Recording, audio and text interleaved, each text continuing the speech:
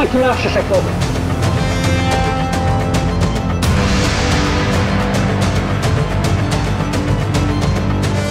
Il y a une petite frustration, vous avez eu quelques galères quand même sur la Fastnet qui ne vous ont pas permis d'être là où vous vouliez être.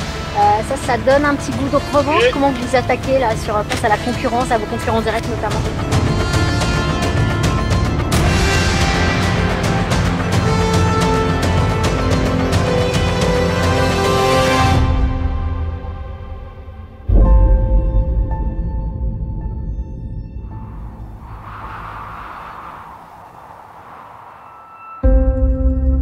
C'est sûr qu'après le Fastnet, je me suis posé beaucoup de questions. Sportivement, on a vite analysé qu'on avait encore du travail pour que notre binôme fonctionne mieux. Je suis conscient que ça marche pas toujours comme on veut. Si ça marche pas, je retourne au travail.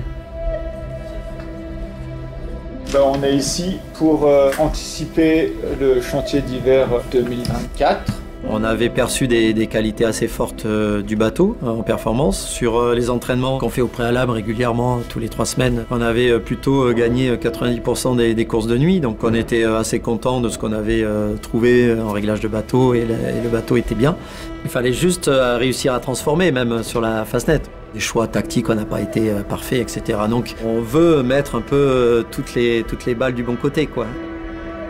On fait énormément de modifications sur les voiles en fait. C'est pas on a une voile, elle est pas bien, on la jette, on en prend une autre en fait. On a une voile, elle est pas bien, on la modifie un petit peu. Et c'est vrai qu'à force de faire des modifications, on peut créer des petits points de rupture sur les voiles. Et c'est vraiment ça qui s'est passé. On a conscience que de bien naviguer sur cette course-là, ça va bien nous aider pour la Jacques Vabre aussi. Le défi Azimut, c'est la course qui arrive après le Fastnet, c'est la course juste avant la Jacques Vabre, donc c'est une course importante, toujours un rassemblement à domicile un peu avec les autres concurrents de la Jacques Vabre et les autres IMOCA. Il y a une petite frustration, vous avez eu quelques galères quand même sur la Fastnet qui ne vous ont pas permis d'être là où vous vouliez être. Ça donne un petit goût de revanche. Comment vous attaquez là face à la concurrence, à vos concurrents directs notamment? On sait qu'en IMOCA, on ne peut pas avoir le moindre pépin sur les bateaux. En l'occurrence, voile déchirée pour nous, c'est rédhibitoire pour le classement final.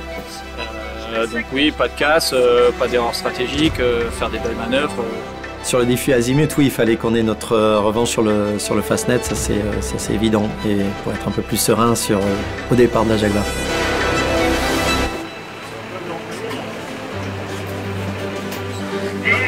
17 longueurs de lac.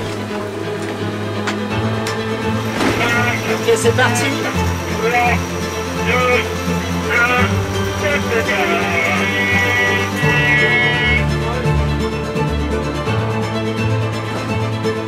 On se retrouve en tête après un bon départ.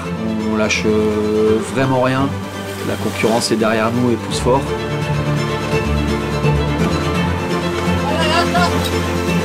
Attends.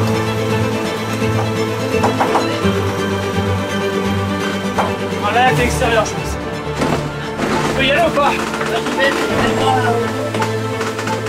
Quel pilote? Jusqu'à l'arrivée, on arrive à creuser un petit écart avec le couteau entre les dents.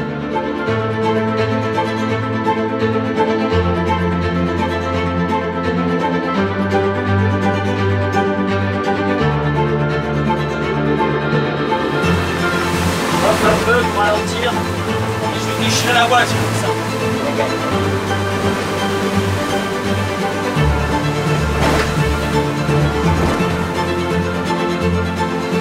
Le vent est super rouge.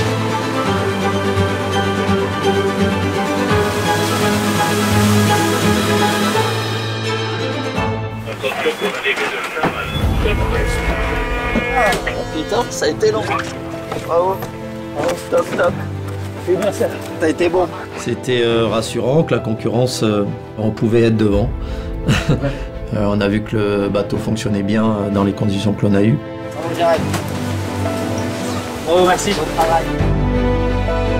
On confirme, on est capable de faire un super duo en dehors de ce qu'on pouvait penser sur le papier. Et le bateau, il est capable aussi de montrer de la perfo et de la fiabilité, donc ça fait du bien. Je peux pas cacher que moralement ça fait du bien et que c'est le moment pour gagner. Ça valide tout un travail.